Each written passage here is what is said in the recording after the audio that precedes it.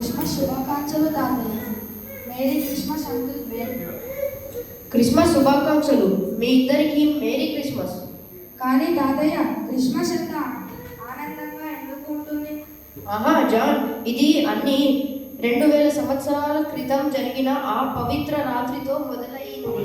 ప్రపంచం చీకటిగా కష్టాలతో ఉండేది, కానీ యేసు జననం ఆ రాత్రిని దైవికంగా మార్చింది. వావ్ తాతయ్య, యేసు జననం గురించి కాస్త చెప్పండి.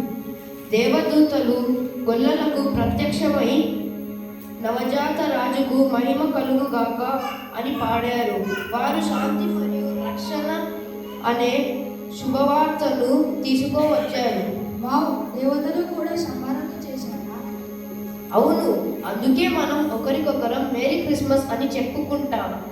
అది ఆయన ప్రపంచానికి తీసుకువచ్చిన ఆనందం, ఆశకు గుర్తు.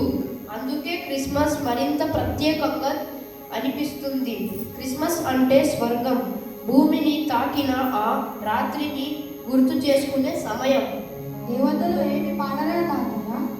జాన్, శ్రద్ధగా విను. Joy to the world.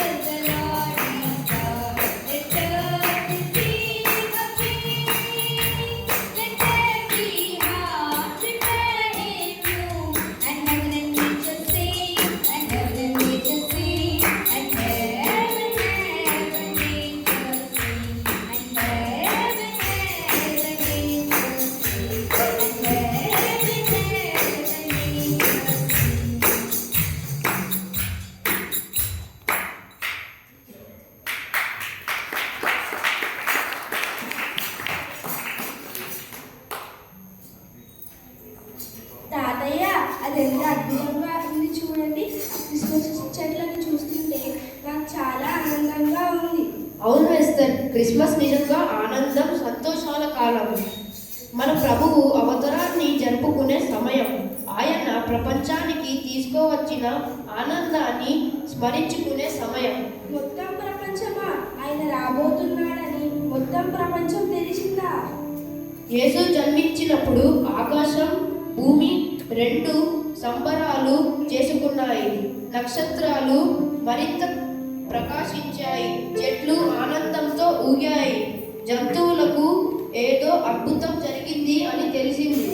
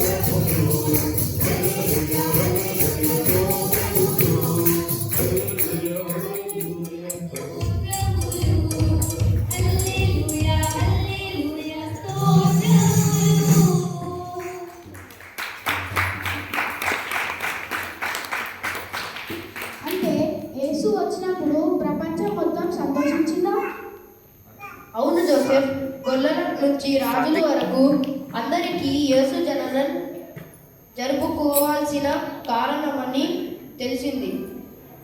ఇంకొక విషయం, కుటుంబంతో స్నేహితులతో బహుమతులు మార్చుకోవడం అంటే నాకు చాలా ఇష్టం.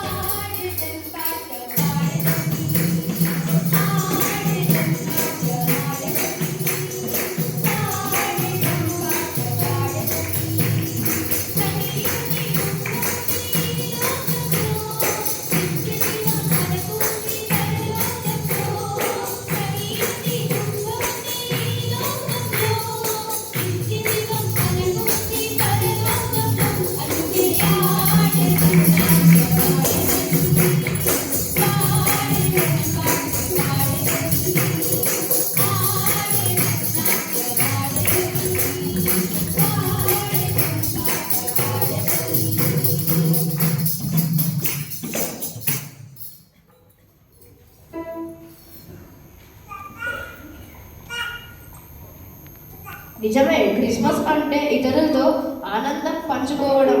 ఈ కాలంలో ఎంతో ఆనందాన్ని తీసుకువచ్చే ఇంకొకరు కూడా ఉన్నారు. ఎస్ జోసెఫ్, ఈ కాలంలోని సరదా నవ్వులు మాయజాలంలో ఆయనకు పెద్ద పాత్ర ఉంది. నాకు ఆయన అంటే చాలా ఇష్టం. శాంటా మనకి ఇచ్చే సందేశం ఇవ్వడమే ఆనందం, ప్రేమను పంచుకోవడమే నిజమైన సంతోషం. ఆయన ప్రపంచం మొత్తం తిరుగుతూ బహుమతులు చిరునవ్వులు పంచుతాడు. యేసు జననం మన అందరికీ తెచ్చిన ఆనందాలనే.